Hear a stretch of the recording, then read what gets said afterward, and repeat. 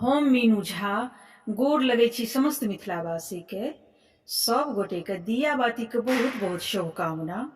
उपस्थित भेल छी लक्ष्मी पूजा के शुभ मुहूर्त कखन से अछि, कै बजे से कै बजे तक लक्ष्मी पूजा के शुभ मुहूर्त अछि, ओ सब जानकारी अपने लोकनि से साझा करै छी एहि वीडियो के माध्यम से। लक्ष्मी पूजा के शुभ मुहूर्त साँझ में 7:41 के बाद से शुरू भ रहा है। लक्ष्मी पूजा के शुभ मुहूर्त तो 7:41 के बाद से पूजा शुरू करब। आ ओकर भोर में यानी कि दिया बाती के भोर में जे अपना सबके प्रथा अछि सूप डेंगबै के, ओ हर जगह रहे छे। अपना सब दिस सूप डेंगायल जाइए आ शहर में थारी बजायल जाइ छे, लेकिन प्रथा सब में छे।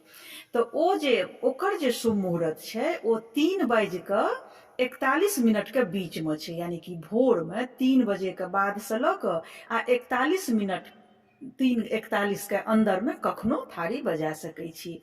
ई छलै लक्ष्मी पूजा से ल क आ सूप डेंगाबऽ तक के शुभ मुहूर्त। यानी कि कहबो लोग करे छे खाय ले सुकराती आ डेंगबै ले खरसूप, तो ओ वह जे डेंगायल जाइए सूप जे पीटल जाइए तकर शुभ मुहूर्त अछि 3 बजे के बाद से ल क आ 3:41 के बीच में कखनो सूप बजायब। यह छल शुभ मुहूर्त। सब गोटे के हैप्पी दिवाली। लक्ष्मी महारानी सबके जे जरूरत है घर में वो पूरा करत, तकर मंगल कामना के संग दियाबाती के पुनः बहुत बहुत शुभकामना सब गोटे के।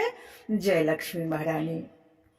और ई सब जानकारी मिथिला पंचांग के अनुसार हम अपने लोकनि से साझा केलहुं हँ। धन्यवाद।